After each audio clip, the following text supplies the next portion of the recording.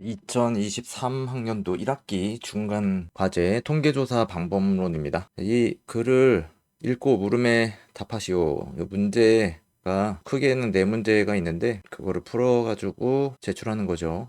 근데 단답형 이런 건 아니고 글을 쓰는 거예요. 근데 점수가 좀 세분화돼 있고 문제가 많아가지고 어려울 것 같이 느껴질 수 있는데 이게 교재에 나와 있는 내용이기 때문에 교재를 그대로 쓰고 그리고 설문지 요거 만들면 되거든요. 크게 어려운 점은 없었던 것 같습니다. 이렇게 좀 쉽다, 점수를 잘 주기 위해서 문제를 낸 것 같다, 그런 느낌이 듭니다. 그러면 하나씩 보도록 하겠습니다. 30점 받은 거예요. 자, 성인을 대상으로 소득과 주관적 행복감 정도의 관련성을 분석하고자 다음과 같은 연구 가설을 설정하였다. 가설: 소득이 높아질수록 주관적 행복감도 높아진다. 독립변수와 종속 변수를 정의하시오. 이 문제에서 독립변수와 종속변수에 개입하여 둘 사이의 관계를 왜곡시키는 변수가 있다면 예시하시오. 자, 그러면 그냥 뭐 형식은 없는 거니까 가설에서 독립변수는 소득이고 이게 답이에요. 종속변수는 주관적 행복감입니다. 그렇죠? 독립은 변환할 수 있는 거고 종속 변수는 그렇지 않은 거죠. 변수는 사회학적 요인과 경제적 요인, 심리적 요인이 있습니다. 사회학적 요인은 나이, 성별, 교육 정도, 혼인 여부, 종교와 같은 것들이 있습니다. 경제적 요인은 소득을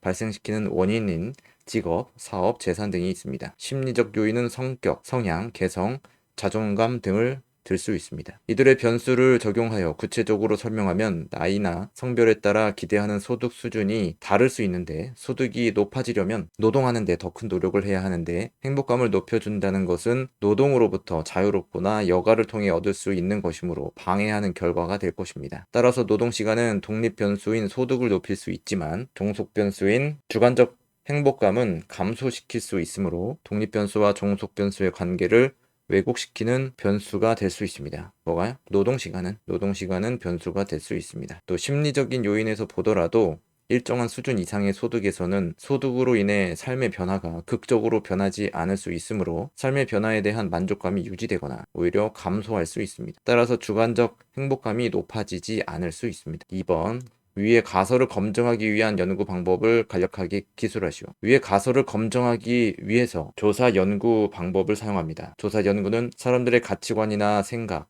등 사회 인구학적 특성에 대해 분석하는 방법입니다. 조사 연구의 과정은 기획, 준비, 기초작업, 현지작업, 결과 분석의 4단계로 구분됩니다. 기획 준비 단계는 연구 문제를 설정합니다. 어떤 측면에서 문제를 다룰지 연구 주제를 명료화합니다. 연구하고자 하는 문제에 대한 가설을 설정하는 예비조사를 통해 문제의식과 접근 방향을 구체적으로 결정합니다. 조사를 설계하고 계획한 후 인력과 재원을 확보합니다. 기초작업 단계는 실제 조사를 보다 구체적으로 준비하는 과정입니다. 기초작업 과정은 탐색조사, 모집단 정의, 표본 설계, 질문지 초안 작성, 사전조사, 질문지 확정 및 인쇄, 조사원 지침서 작성, 조사원 선정 및 훈련 순으로 진행됩니다. 질문지 작성은 질문서의 부족한 점을 사전 조사를 통해 수정합니다. 현지 작업 단계는 질문지를 배포하고 완료되면 회수하거나 면접을 실시합니다. 조사원을 감독하고 통제합니다. 수집된 자료를 확인하고 검토합니다. 결과 분석 단계는 수집된 자료를 검토하여 질문지의 응답 내용을 숫자로 바꾸어주는 부호화 지침서를 작성합니다. 부호화가 완료된 자료를 컴퓨터에 입력하고 교정합니다. 통계적 기법을 활용하여 자료를 분석합니다. 조사 목적과 결과 등을 종합적으로 고려하여 결과를 해석합니다. 최종 연구 보고서를 작성합니다. 주관적 행복감을 조작적으로 정의하여 측정할 수 있는 구체적인 설문을 제시하시오. 주관적 행복감은 삶의 만족도로 표현할 수 있습니다. 행복감을 나타내기 위해서 사람들에게 자신의 삶의 만족도를 점수로 표현할 수 있도록 하는 설문을 제시합니다. 주관적 행복감을 확인하기 위한 질문입니다. 아래 표에서 현재 본인이 느끼는 삶의 만족도를 점수로 표현할 때 해당되는 칸에 체크해 주시기 바랍니다. 이거를 이제 만든 거잖아요. 직접 만드는 거예요. 본인의 삶에 만족한다고 생각하십니까? 간단하게 질문을 넣고 점수 1점부터 5점까지 만들어주고 설문에 응해 주셔서 대단히 감사합니다. 형식적으로 이렇게 쓰는 거죠. 이게 뭐 교재에 다 나와 있는 내용이죠. 공부를 하다 보면 이런 문구를 넣는 것도 설명이 되어 있기 때문에 그런 것들을 적극적으로 사용해 줍니다. 2번, 다음 물음에 대해서 A4 용지 2매 이내로 설명하시오. 이거는 교재에 나와 있는 내용을 참고로 해서 작성을 해주면 되겠습니다. 설문지의 개념, 질문지의 개념. 질문지는 연구자가 조사하고자 하는 질문을 관계나 순서 등 논리적으로 연결해 놓거나 개별적인 사안들에 대해 응답자에게 응답을 요구하는 내용으로 구성됩니다. 질문지는 질문의 내용을 분명하게 전달할 수 있도록 간결하고 이해하기 쉬워야 합니다. 질문지의 목적은 조사를 표준화하여 조사 결과를 비교할 수 있도록 합니다. 즉, 측정의 오류를 줄여서 동일한 형식의 결과를 얻을 수 있습니다. 질문지 작성이 잘못되면 조사 목적에 맞지 않고 분석 결과도 달라질 가능성이 큽니다. 또한 조사가 시작된 다음에는 질문지를 수정하기 어렵기 때문에 질문지의 설계 과정이 중요합니다. 작성 절차. 모든 연구는 정해진 자료 수집 방법이 없습니다. 따라서 먼저 전화조사, 우편조사, 면접조사 등 연구의 목적과 주제에 맞는 조사 방법을 비교하여 가장 적합한 방법을 찾아서 조사 방법을 결정해야 합니다. 질문의 내용은 얻고자 하는 정보의 성격에 따라 결정합니다. 일반적으로 질문지에 포함되는 내용은 성별, 나이, 소득, 직업 등 사회 경제적 배경에 관한 것입니다. 오타가 많네요, 되게. 또 가치관이나 만족도 등을 알아볼 수 있습니다. 조사 방법과 질문의 내용이 결정되면 질문의 형식과 방법, 문항의 순서와 배열 등을 어떻게 할지 결정합니다. 질문 방법에 따라 응답자의 태도가 달라질 수 있으므로 응답자의 적극적인 호응을 얻을 수 있도록 합니다. 질문 문항은 구체적으로 만들고 질문지 초안을 작성합니다. 질문지 작성은 충분한 검토와 수정을 거쳐서 완성되므로 시간적으로 여유를 확보한 상태에서 작성합니다. 질문지가 대략적으로 만들어지면 인사말과 응답 요령을 만들어야 합니다. 응답 요령을 안내하고 응답자가 질문의 취지를 적절히 이해할 수 있는 지문을 만들어야 합니다. 질문 내용과 배열 등 완성도를 높이기 위해 수정하는 작업을 진행합니다. 사전조사를 실시하여 질문지의 유효성과 실용성, 문제점 등을 파악하여 질문지의 부족한 부분을 수정합니다. 조사 자료를 효과적으로 처리하고 신뢰도를 높이기 위해 부호화를 위한 지침을 마련해 둡니다. 최종 형태가 만들어지면 표지의 모양을 결정하고 인쇄합니다. 질문지를 인쇄할 때는 여분을 마련하는 것이 좋습니다. 문항 배열 시 고려사항 1. 응답자의 흥미를 유발할 수 있는 질문을 질문지의 앞쪽에 배열합니다. 어렵거나 민감한 질문을 먼저 질문할 경우에는 응답을 포기할 수 있기 때문입니다. 질문은 개방형 질문에서 폐쇄형 질문으로, 전반적인 질문에서 구체적, 특수한 질문 순으로 배열합니다. 개인의 사생활 등 민감한 질문은 뒤에서 질문합니다. 질문은 논리적인 순서에 따라 이어지도록 하고 내용별로 질문을 묶어주어야 합니다. 응답자에게 혼란을 주지 않고 자연스러운 질문이 이루어져야 합니다. 내용이 비슷한 질문은 한 번에 묻고 중복된 질문은 피합니다. 동일한 질문이 상반된 답변으로 응답된다면 조사의 신뢰도에 문제가 발생하기 때문입니다. 동일한 질문은 동일한 면에 배열하여 응답하기 불편하거나 착오가 생기지 않도록 합니다. 2. 질문지 작성 원칙 중 가치 중립성에 대해서 간략히 설명하고 가치 중립성이 없는 질문을 하는 경우에 응답에 미치는 영향은 무엇인지 설명하시오. 가치 중립성은 조사자의 사전 지식에 따른 가치 판단을 배제하여 응답자에게 선입견을 갖지 않도록 중립적으로 질문해야 한다는 것입니다. 즉, 조사자의 편견이 개입된 질문을 하지 않아야 하고 선택지에서도 가치 판단을 하는 데 있어서 양쪽 측면이 있다면 양 측면의 응답지를 모두 제시하여 일방적인 답변이 되지 않도록 해야 합니다. 또 조사자가 원하는 대답을 유도하는 질문을 하지 않아야 합니다. 어휘의 사용은 보편적으로 누구나 인식할 수 있는 정도나 수준으로 질문해야 합니다. 가치 중립성이 없는 질문을 하는 경우에 응답에 미치는 영향은 특정한 방향으로 응답하도록 유도하거나 기대하여 편향적인 결과를 얻게 됩니다. 이러한 조사는 조사의 방법이나 과정을 설명하지 않고 응답의 결과만을 근거로 하여 어떤 주장을 하게 되면 특정한 집단이나 단체에 유리하게 적용될 수 있습니다. 따라서 조사를 특정 관계인에게 유리하게 적용하게 되면 상대적으로 피해를 보는 입장이 발생할 수 있습니다. 그렇지 않으면 조사의 신뢰도나 타당성에 문제가 있다는 인식으로 조사 결과를 사용하지 않게 되므로 시간과 비용을 낭비하게 됩니다. 만약 연구조사의 결과가 필요한 상황이었다면 조사자가 연구 계획을 다시 해야 하고 응답도 다시 해야 하는 문제가 발생합니다. 조사 응답은 최초의 조사보다 응답률이 낮아질 수 있고 응답의 선택도 최초의 인식과 달라질 수 있기 때문에 조사 자체가 무의미한 결과가 될 것입니다. 문제 3번 면접조사, 전화조사, 우편조사, 집단조사, 전자조사, 대표성, 효율성, 신속성, 데이터의 질적 측면에서 비교하여 설명하시오. 자, 이게 이 문제만 봤을 때는 어떻게 글을 써야 될지 좀 막막할 수 있는데요. 이 표를 활용하면은 글을 쓰기가 훨씬 더 쉬워집니다. 그래서 비교 설명을 하는 거니까 일단 표를 만들어줍니다. 그리고 면접, 전화, 우편, 집단, 전자 이렇게 구분을 해주고 또 대표성, 효율성, 신속성, 데이터의 질로 구분을 하면은 나중에 글을 쓸 때 이것을 하나하나씩 보면서 글을 적으면 되니까 편해지죠. 이게 어느 정도 또 나와 있어요. 이론적으로. 대표성, 면접조사의 대표성은 높고 효율성은 낮고 면접조사 신속성은 낮고 데이터의 질이 높다 이렇게 볼 수가 있죠. 이게 왜냐하면 면접조사는 직접 만나서 질문을 하고 답변을 듣는 거기 때문에 사실적이고 누가 대신한다거나 그런 것도 없고 진실성이 좀 확보가 되는 거죠.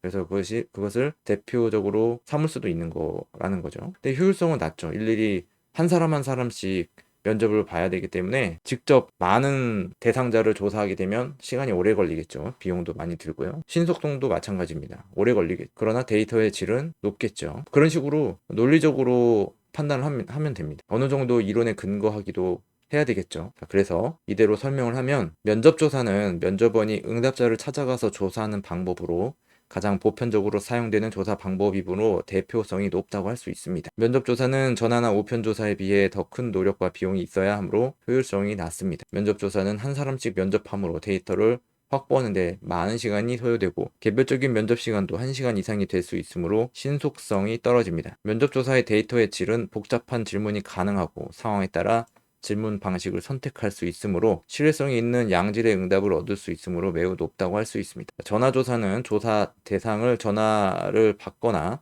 소유한 사람으로 한정하기 때문에 대표성이 낮습니다. 전화조사의 장점은 간편하고 신속함으로 시간과 비용을 줄일 수 있어 효율성과 신속성은 매우 높습니다. 그러나 응답자가 전화에 대한 반감을 보일 수 있고 복잡하고 긴 질문을 할 수 없으며 보조자료를 활용할 수 없으므로 좋은 데이터를 확보하기가 어렵습니다. 우편조사는 조사 대상자의 직접 응답 여부를 확인할 수 없고 회수율을 보장할 수 없으므로 대표성이 매우 낮습니다. 우편조사는 큰 노력과 큰 비용을 들이지 않고 광범위한 지역을 조사할 수 있으므로 효율성은 높은 편입니다. 그러나 우편조사는 응답을 회신하기가 어렵거나 되지 않을 수 있으므로 신속성이 낮고 응답 방식을 통제할 수 없고 대리응답의 가능성도 있으므로 데이터의 질이 매우 떨어집니다. 집단조사는 집단 질문지나 집단 면접을 통해 진행하고 응답자와 직접 대면하여 진행되므로 신뢰성과 대표성이 높습니다. 또 집단조사는 한 번의 조사가 이루어지므로 시간과 비용을 크게 절약할 수 있어서 효율성이 우수합니다. 그러나 집단조사는 집단을 통제하기 어렵고 응답이 끝날 때까지 기다려야 하므로 신속성은 약간 낮다고 할 수 있습니다. 그리고 집단조사의 데이터의 질은 응답자의 비밀 유지가 어려운 점에서 볼 때 약간 높다고 할 수 있습니다. 전자조사는 응답자가 전자우편이나 웹상에서 질문에 응답한 결과를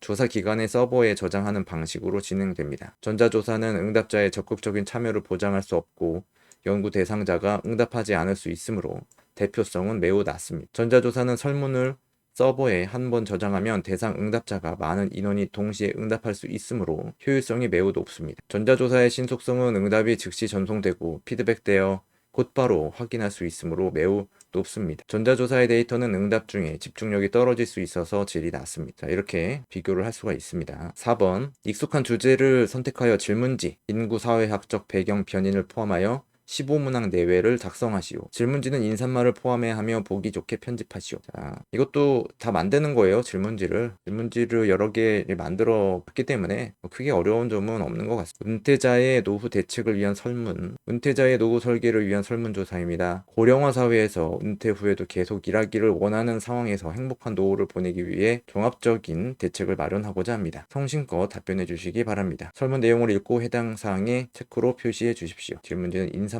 왜 이것을 하고 있는지 쓰는 거죠. 자, 인구사회학적 배경 변인이라고 했으니까 이게 어떤 연령하고 관련이 돼 있는 겁니다. 노후 은퇴자의 노후, 그죠? 성별이라든지 연령이라든지 그런 것들이 이제 포함이 되는 겁니다. 선생님의 성별은 어떻게 되십니까? 이 정도만 알면 되는 거예요. 사실 연령은 크게 나중에 이제 중요할 수도 있는데 지금 은퇴하지 않은 사람을 대상으로 하는 거니까 은퇴한 사람 이전의 대상이 모두 포함이 된다고 보는 거죠. 자, 이게 1번이고 2번은 척도를 사용해 가지고 질문을 만들게 됩니다. 2번 선생님께서는 현재 노후 생활을 위한 재산을 충분히 갖고 있다고 생각하십니까? 3번 선생님께서는 은퇴하기 전까지 삶에 대해서 대체로 만족하고 계십니까? 4번 선생님께서는 은퇴 후의 삶에 관한 계획이나 목표가 있으십니까? 5번 선생님께서는 은퇴 후 현재의 삶에 대해서 대체로 만족하고 계십니까? 6번 선생님께서는 은퇴 후에 새로운 직업을 가지고 계속 일해야 한다고 생각하십니까? 선생님께서는 은퇴 후에 행복한 삶을 위해서는 돈이 있어야 한다고 생각하십니까? 8.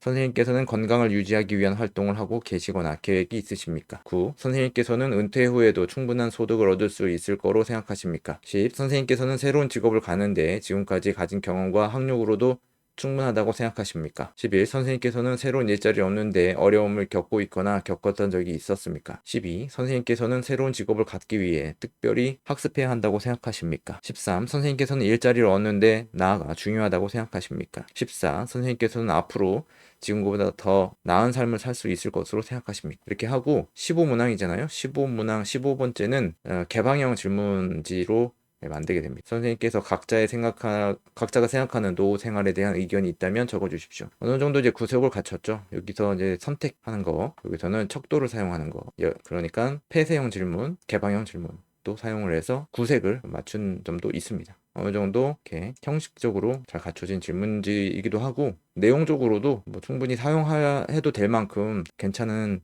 질문지라고 생각이 드네요. 자, 그러면은 마치도록 하겠습니다. 궁금한 점이나 의견이 있으시면 댓글이나 카카오톡으로 글 남겨주시면 되겠습니다.